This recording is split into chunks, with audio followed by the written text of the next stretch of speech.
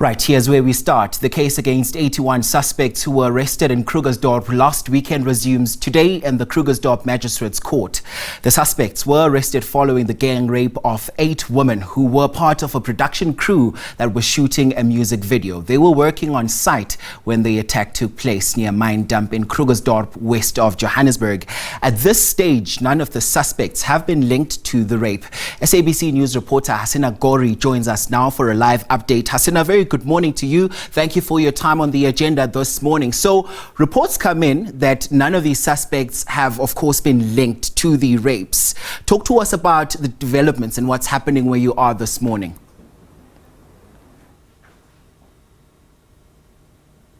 We outside the Krugersdorp Magistrate's Court once again, where that 81 suspects are expected to appear here. You'd remember that 20 of those 81 are minors. That means they're underage. What we know is that so far, all of them are only facing one count of the contravention of the Immigration Act. That means that they're facing charges for being in the country illegally and without the necessary documentation for them to reside within the country. So far, there has been no one that we can confirm that is linked to that rape, that heinous crime that took place almost 2 weeks ago at a West Village abandoned mine dump here in Krugersdorp. An issue that the communities here say is been happening for years and that they've been speaking out about, and they found no joy from authorities or from police or any assistance with curbing the criminality. This has also then sparked a widespread protest, as we've seen from last week Thursday,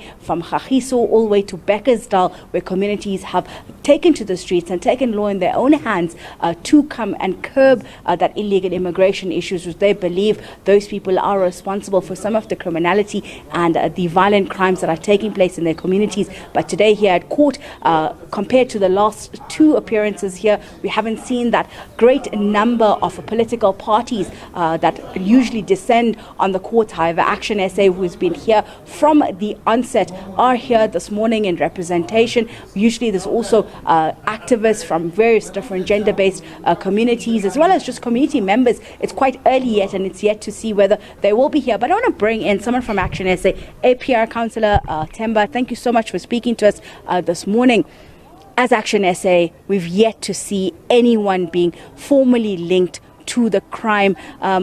What's your take on that development that we've heard? You know, it's been almost 2 weeks since the incident, and also almost 10 days since anyone was arrested.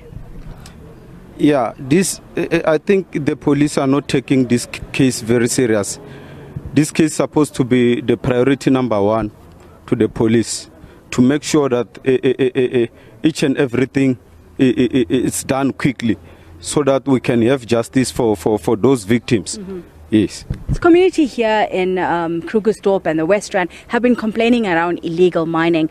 What needs to be done to help, curb this illegal mining that's happening within this area?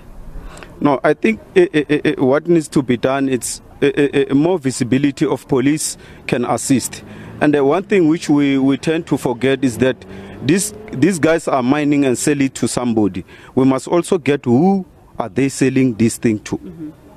Also, we're in Women's Month, and this is yet another case of gender-based violence. What more policies need to help come in? We've heard from the president saying they're putting in stricter laws. What's the solution to keeping women safe in South Africa? No, I think women are those who are very key in our lives. So as men, we need to stand up and protect women ourselves. There's no one who can save them except us as men. Mm-hmm. We are the one who must first protect them. Thank you so much. That was Councillor Themba Mabunda speaking to us here from Action SA, one of the only political party here this morning outside the Krugersdorp Magistrate's Court. We've seen usually quite a large number of protests.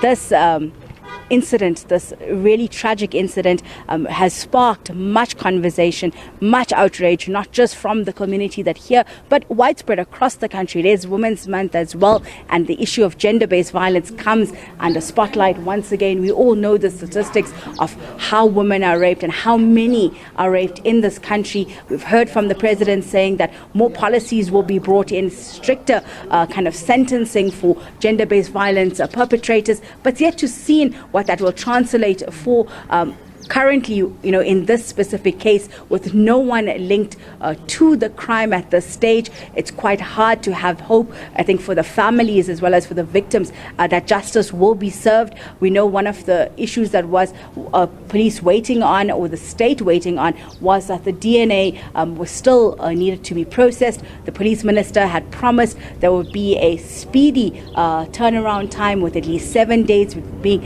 a high priority. It's yet to be seen whether that has been concluded. The police minister has, however, said that as of late last night, that some verification process has been done with the victims. Whether or not that ID parade led to anyone being linked, that we'll find out when we go into the courtroom at some point today. You'd remember that for the court proceedings, we're not allowed to have any cameras in court. The proceedings are not allowed to be recorded in any form, either audibly or visually. We're not allowed to name the victims, as the ID parade and profiling have not yet been concluded. We're also not allowed to show any or describe any kind of identification of the victims at the stage. But what we can tell you is that it's 81 suspects, all of them from the various different African countries, some in the SADC region as far as Cameroon as well. Most of them have been working, in the mining sector. It seems uncertain whether or not underground or above ground.